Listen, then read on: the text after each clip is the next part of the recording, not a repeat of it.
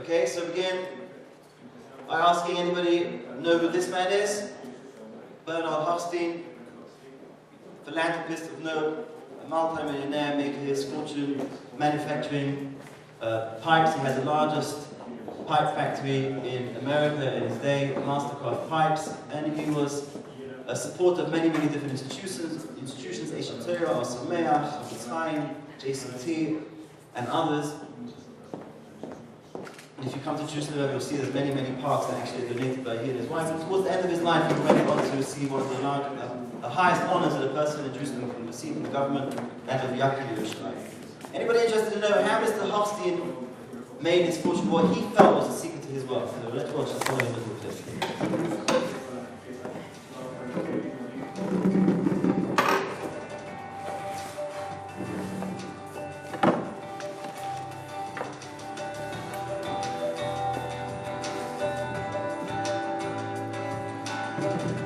After my bar mitzvah, I gave mass, and that was a strict habit all my life. I'm the president of 13 yeshivas. When I make a pledge, you know it. I right away write a check. In the time when I lost money in the depression, I continued to mass. And then it all came back. And that's going to be the topic of today's presentation, Ma'aseh Ksofim. You want to make sure your students know this phrase. It's a phrase we're going to be using many times throughout the class.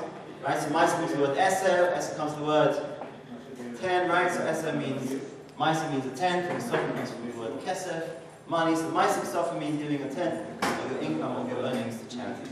Let's have a look at what we're going to be learning today. Part 1, throughout the ages, we're going to see other wealthy individuals who openly said that the secret to their wealth was giving Ma'aseh. We'll see, in fact, that it's a thread that runs throughout the history of our people. Part 2, living up to the test. The evil inclination tries to dissuade us from giving away charity. What? Give away 10% of your hard income? You're going to be crazy. What strategies can we use to strengthen ourselves in this regard? Part 4, practical discussion of the rules. What are the halachot of giving Ma'aseh? Which monies need to be tithed, which monies don't need to be tithed. Ma'aseh in the 21st century. How can a person use modern technology to help him keep track of his Ma'aseh accounts? And we're going to be looking at other sources to speak about giving 20% as opposed to 10. And finally, I'm going to be presenting you with the Ma'aseh challenge. Anybody heard of the Pepsi challenge? Yeah, well today we're going to be taking the Ma'aseh challenge. It's an hour presentation. I'm not going to do the whole thing now. I'll just jump 45 minutes into the presentation.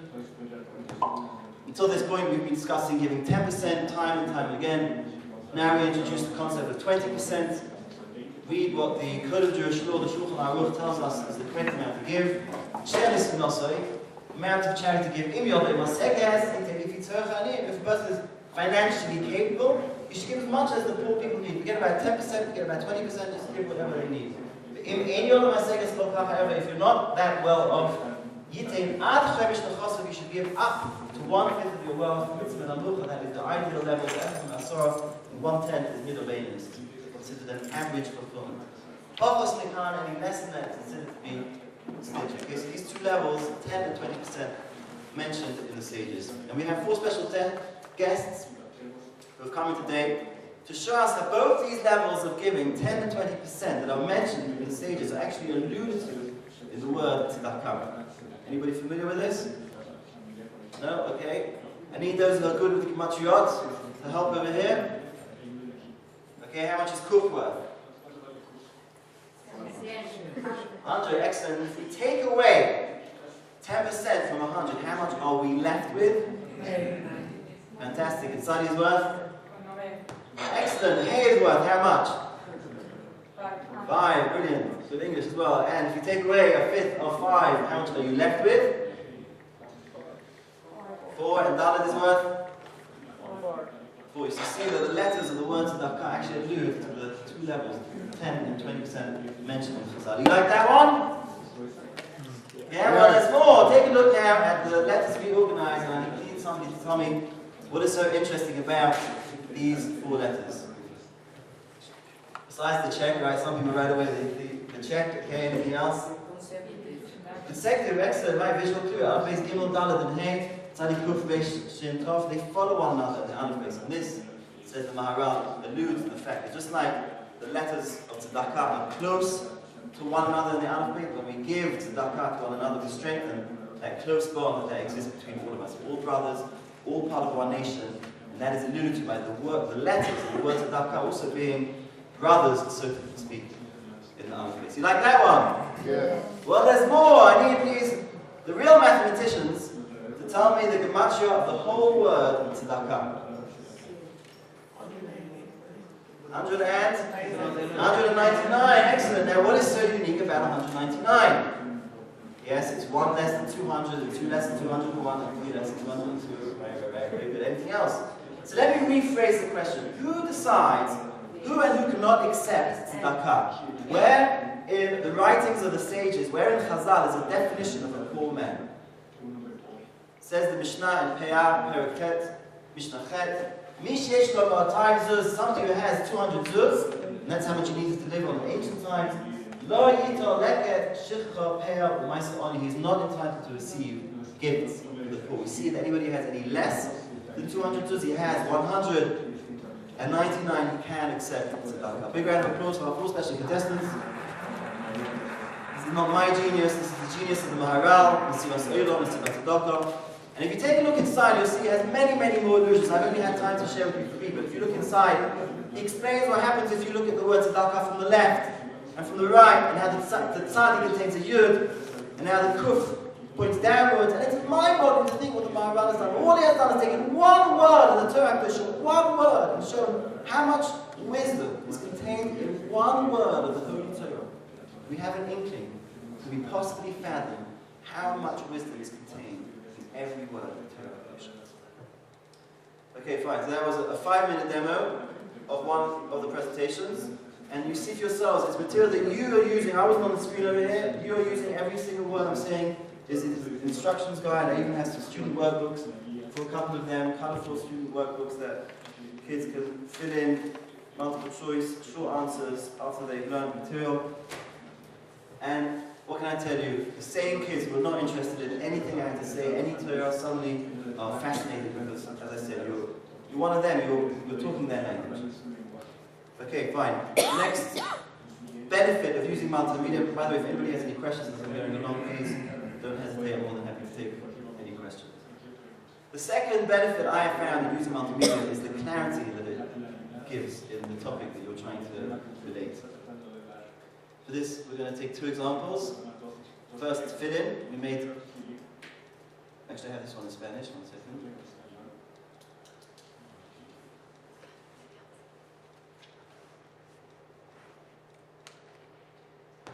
This is one of 7 videos on fill in. Conocer los tefilín. Antes que veamos cómo se producen los tefilín y cómo se cumple con esta linda mitzvah, vamos a conocer las diferentes partes de los tefilín. Cada conjunto de tefilín contiene 2 partes. La primera que se coloca sobre el brazo y se conoce como shel yad, y la segunda que se coloca sobre la cabeza, shel rosh. Las cajas de los tefilín, sin las tiras y los pergaminos dentro de ellas, se denominan batim o bait en singular, y están compuestas de 3 partes. La ketzitzá, que es la caja del medio, la titurá, que es la base cuadrada en la que se coloca la caja, y la ma'amarta, que significa pasaje, y es el pequeño área que sobresale de la titurá cuadrada. La ma'amarta incluye un pasaje hueco en el medio para que la tira pase por el mismo, y de ahí su nombre. Los lados externos de los batim, excepto el inferior, son pintados de negro. Esta pintura se llama... One of 7 videos, how to fit in the Quran, how to fit in the Made, how to fit in the meaning of tefillin, all included in this series. But again, when you have 3D graphics, anything you can imagine you can create. It's actually created by a non-Jew. He now knows a lot about tefillin. Okay. Another example of the clarity that you can get with using 3D is Abba Minim. You sort of look at the before, but I'll show you some of the 3D stuff. If you look at the Mundo, you'll notice that each leaf is actually formed from 2 leaves that have come together and are joined at the front. At each level, you will notice 2 leaves branching out to opposite sides. If you keep pulling these leaves apart, you will usually end up with a flat on the table. 2 ends come together, the lulav is kosher. Based on these guidelines, login numbers 1 through 7 are invalid, whereas numbers 8 is to draw an imaginary line across where the roots of the leaves come out. And if that imaginary line cuts across where the three roots are, then all sources on this topic, you can download the source file from the treasure chest section of our webpage. However, if the whole stem came off such that there's nothing left, then the SO is invalid. The second thing to look out for is discoloration.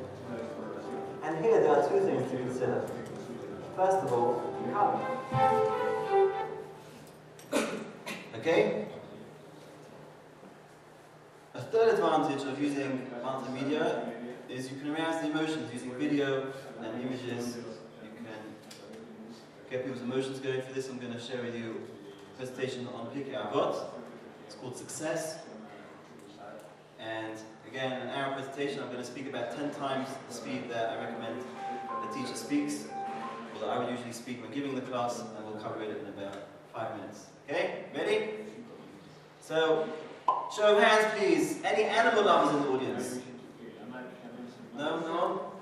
Oh, the more modern the crowd, the more they love the animals. Okay, so I need your help, please, to identify these 4 animals. We have number 1, the excellent leopard, followed by eagle, excellent. We have the deer, tzvi, excellent, and then we have the lion. Anybody know what's so unique about these 4 animals? It says, Yehuda ben Tema, to be bold as a leopard, light as an eagle, run like a deer, and be mighty as a lion to do the will of your Father in heaven. Before we look closely at each of these 4 animals, I want to impress upon everybody the significance of what we're going to learn. A person who thoroughly understands these 4 character traits will have no end of what they can achieve in their lives. They'll be able to overcome the hardest challenges, reach peaks of spirituality beyond their wildest imagination. In case you think I'm just trying to get off to a dramatic start, it couldn't be more right. But this is also the sentiments of none other than Elijah the prophet. Go through the Talmud of Diario. I'm not going to do that now, but how we see from the sources that actually this teaching of the sages, this Mishnah, holds the key to unlocking all our greatness. And the other introductory point to make is that these 4 animals represent 4 stages of any endeavor. A person could think that they're unrelated. In other words, in one area of your life it's good to be bold as a leopard, in another unconnected area it's good to be light as an eagle. There's no intrinsic connection. However, we're going to be following the approach of the commentators to understand that these 4 animals represent 4 stages of any endeavor, any project you undertake, any challenge you take upon yourself. If you analyze it carefully, you'll see that it can be broken down into 4 stages, and each of these animals represent one of those different stages. So let's begin by being bold as a leopard. Anybody know what's so bold about a leopard? So as far as the big cats go, the leopard is the smallest of the big cats. Yet pound for pound, kilo for kilo, he is the mightiest hunter of them all, able to take down Ilan, that's the largest of the African antelope, weighing many, many times its size, hundreds of pounds, and there's even some observations of a leopard schlepping a young giraffe up a tree. And the message for us, as Rashi is, when it comes to doing good deeds, a person has to strengthen himself beyond his perceived capabilities. How often people come up to us and ask us to give a Torah, and you have to pick examples over here that relate to your students, right? Somebody asks us to organize a chesed, to do something. What's our initial reaction? Who, me? Forget about it. We come up with a million excuses why we aren't cut out for the job. But the leopard teaches us by example not to be overwhelmed by the magnitude of the task, but attacking it head on. Just like the leopard takes on animals many times its size, so too in our lives we have to be prepared to take on challenges that seem a bit beyond us. We share examples. Hashem Weber, founder of Atzola. We have Atzola here in Mexico. Yes. Largest medical organization, volunteer medical organization in the world. Started by a Hasidic fellow in his 30s from Williamsburg, had no medical training, never been to university. The last person you think would be the person with the credentials to start a worldwide organization. He told a story, I'm not going to do it now, it's a beautiful, emotional story, how people were against him, people accused him of killing people at the beginning. But he was bold as the leopard, and thanks to his boldness we have Atzola today. Sara Stern, right, founder of Beis Yaakov around the world, any thriving Jewish community as a Beis Yaakov. Again, she had nothing, she had no Jewish education, she had nothing going for her, a simple seamstress. She began with 2 students, just a desk and 2 students sitting on the floor. People people against her own family trying to dissuade her, her own brother trying to talk her out of it. In fact, when she came to new towns to build new schools, people took stones and threw her at her. But rather than give up, she picked up those stones and said, from these stones I'm going to build new schools. And the rest is history. Again, a lady who changed the world because of her boldness. By the way, don't try and stand outside the Beis Yaakov in Jerusalem and try to take footage of girls coming out. It's outside my daughter's school, and I was trying to keep my hand still, so I put my hand holding my video camera against a tree trunk to make sure it didn't move. I was wearing my hat, my jacket, and before I knew it, the police came. You know, this Haredi guy taking footage of girls coming out of school. Don't try it. Fine, talk about other examples. I'm not going to do it now. Our presentation. We're going to skip to the last slide. Now, it may not make that much sense. I haven't done the whole hour presentation. Here we're talking about the line, which represents finishing, conclusion of any project they undertake to finish it off, like the line finishes off something regally. Let me just skip. I want to show you over here one of the benefits of multimedia is the power that music has to awaken.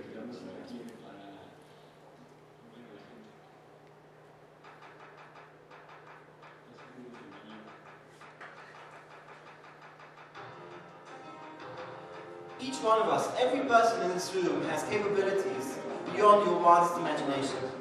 It's brought down in the Sefarim HaKadoshim, in the holy books, that if for one moment you could strip away your externality, your physicality, and come face to face with your inner being, your neshama, and see what you're capable of achieving in this world, you know what the books say?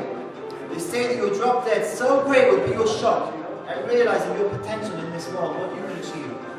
But the way to unlock all that greatness is to use the 4 lessons we've learned tonight. Number 1, to be bold as a leopard, not to be overwhelmed by the magnitude of the task, to tackle it head on like the leopard takes on animals many times in size. And not to be childish enough to think that you're going to carry out based on motivation, willpower. That's an emotion. It's here today, it's gone tomorrow. A person has to think, what koach hanefesh, what character trait is he going to use to keep him energized and going for years and years, and then to keep running like they did, not let the evil inclination put you off track, and finally to not let go of your endeavor until it's been finished. It's the most beautiful and real way possible.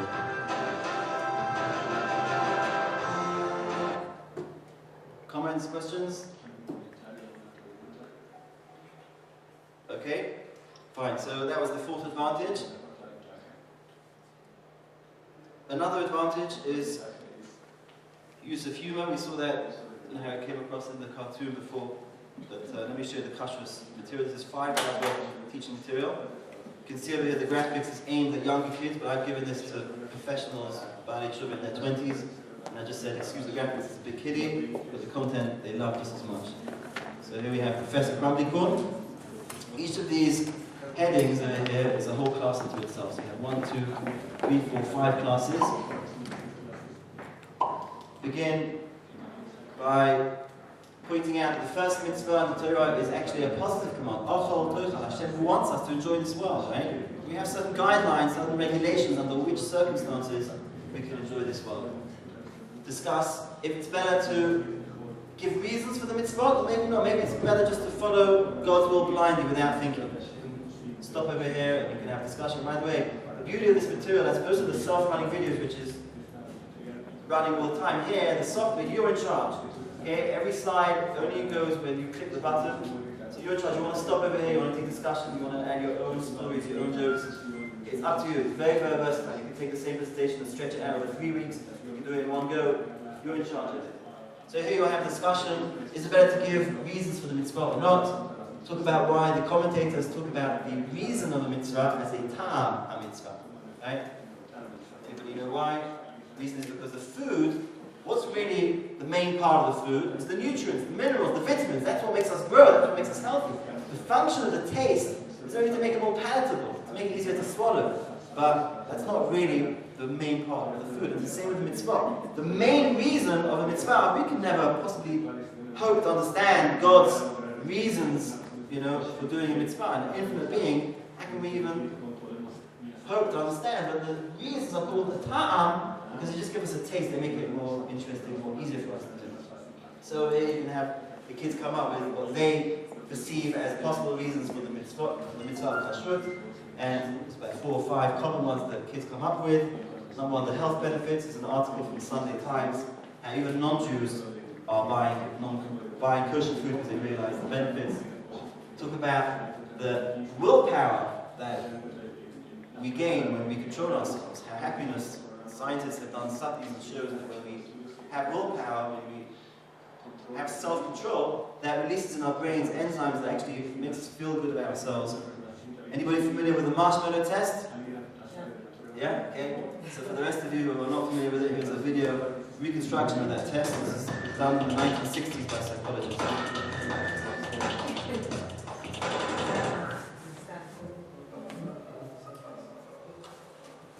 Okay, sit in that chair. Alright, here's the deal. Marshmallow, for you. You can either wait, and I'll give you another one if you wait, or you can eat it now. Come back, I'll give you another, so that I want you. But stay in here and stay in the chair until I come back, okay? Alright. Kids didn't know they're being watched. And basically they came back to these kids 30 years later and they tracked what they had managed to do in their lives. And they found a direct correlation between the child's level of self-control, his restraint, and the kind of jobs that he held, the kind of marriage he had, the kids he had. That's a cute video. So that's another possible reason of kashur, is the self-control. Talk about how our physical doctors understand that when we eat certain foods, that has an effect on our bodies, right? We eat lots of carrots, it affects our eyesight. So we had our spiritual doctors, the sages from years ago, who understood that it's the same with our character trait. When we have foods, when we eat foods with an aggressive nature, that has an effect on our character traits. Where the body is just a bush, like a spacesuit. Here's a trigger video that you can show. Meant to spark a discussion about who we are what we eat. When we eat food with an aggressive nature, that has an effect on our character trait.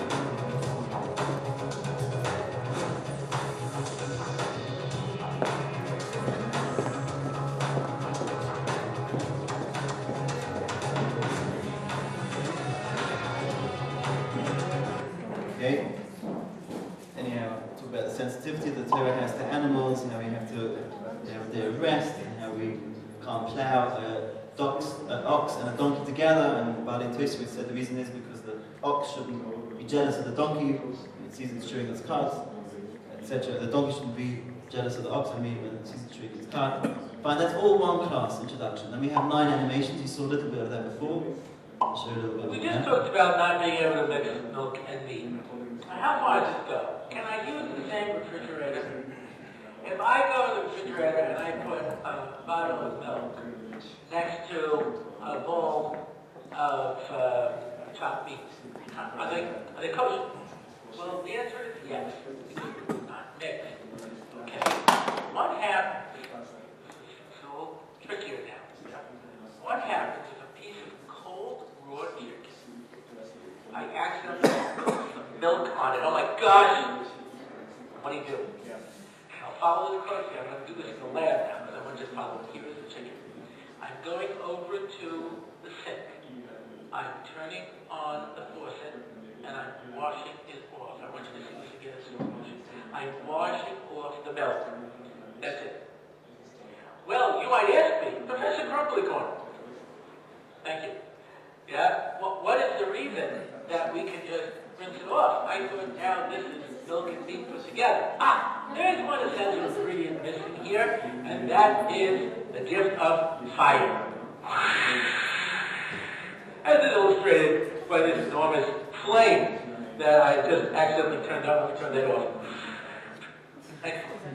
So you need fire, you need heat, because that's the only way it's going to mix together.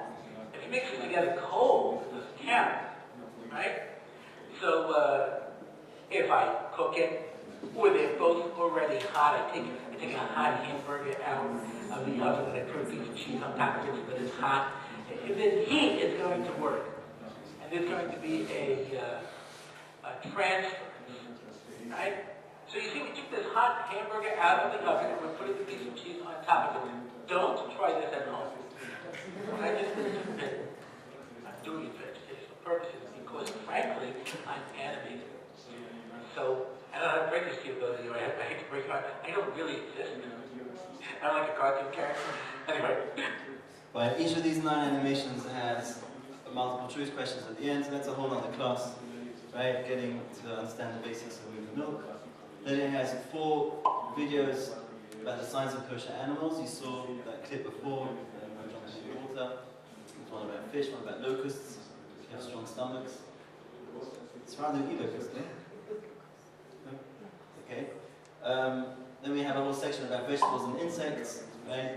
People want to know, well, what's the big deal? We have a government, right? You have an FDA, and they have certain very strict regulations about what is allowed into the foods.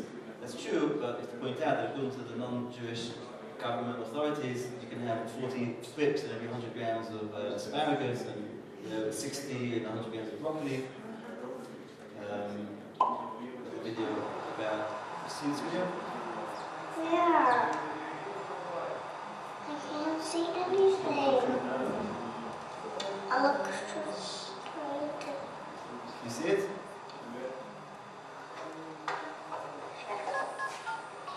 You can see where the bug is. Found it. Right?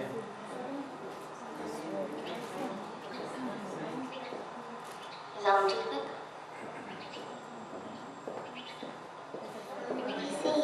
You see him? Okay, fine. That's another class. If you can handle that one. And the last class is the kosher symbol.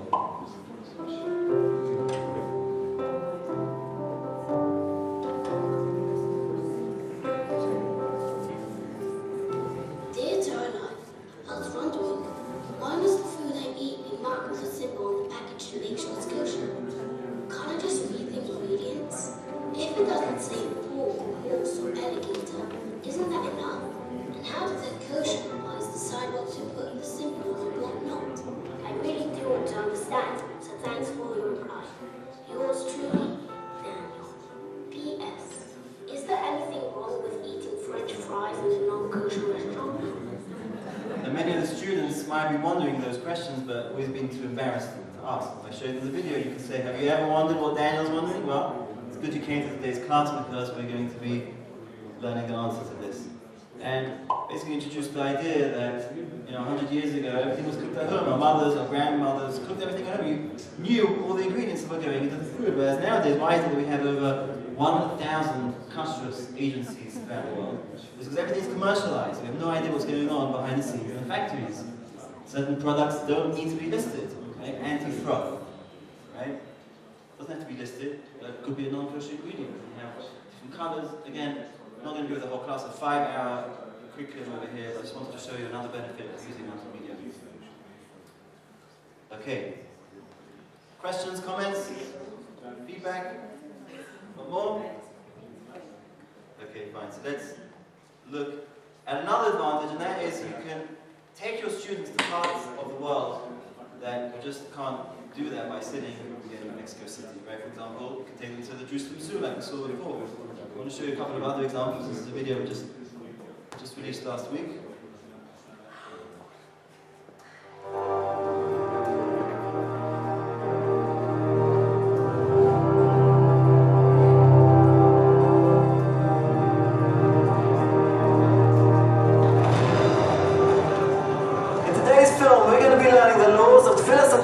The special prayer said when traveling on a journey. The idea of praying for protection when going on a journey actually dates back thousands of years. When Yaakov was on his way to Laban's house, he prayed to God that he protect him on the way. When the Jews wandered in the wilderness, they prayed for protection. When they returned to the land of Israel after their exile in Babylon, they prayed that God guard them from their enemies. Praying for protection when we travel isn't just a beautiful custom, but a rabbinic command, no different than lighting Shabbos candles or reading the Megillah. It's a command that applies equally to men and women.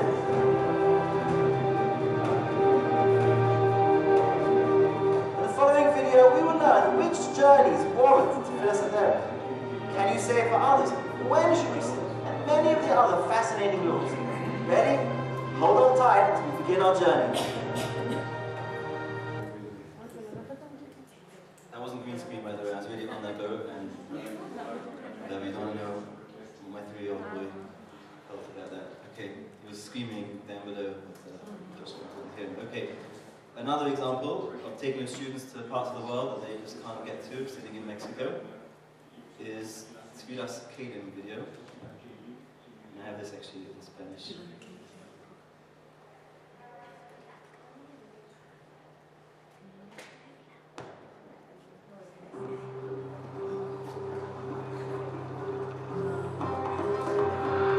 Utensilios, la aventura definitiva.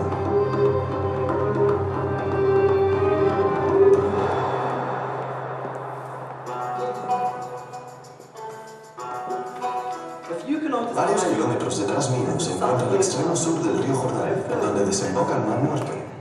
La zona al este del mismo se denomina Argot Noah, las praderas del Moab. Y justamente aquí, los judíos se acamparon en el año 40 de su salida de Egipto. Este fue su último campamento antes de la entrada a la tierra de Israel, la última parada en su larga travesía por el desierto antes de entrar en la tierra de Israel. Y este es el lugar en que Dios le dijo a Moisés que manda a las tropas para que venzan a los madianitas. No sabemos exactamente dónde la batalla tuvo lugar, pero sabemos con certeza que el botín de la batalla fue traído aquí, al campamento en las praderas del Moab, que es la zona que veis detrás mío. El azar les dijo a los judíos que para poder usar los utensilios deben antes que nada purificarlos, además de purificar a los utensilios y comidas no kasher que se absorbieran en los mismos. Los utensilios deben ser sumergidos en un mikve, una piscina de agua de lluvia que era utilizada para inmersión ritual. De este fragmento aprendemos que todo utensilio de cocina que se compra de un gentil debe ser previamente inmerso en un mikve kasher. En este vídeo aprenderemos las leyes de la Tevillat Kelim, el requisito de sumergir los nuevos utensilios comprados de gentiles. Esta obligación es en realidad una orden de la Torá, una de las 613 mitzvot. No hay mejor lugar para aprender este tema fascinante en el que nuestros antepasados aprendieron estas mismas reglas hace 3.300 años. No todos los utensilios requieren inmersión.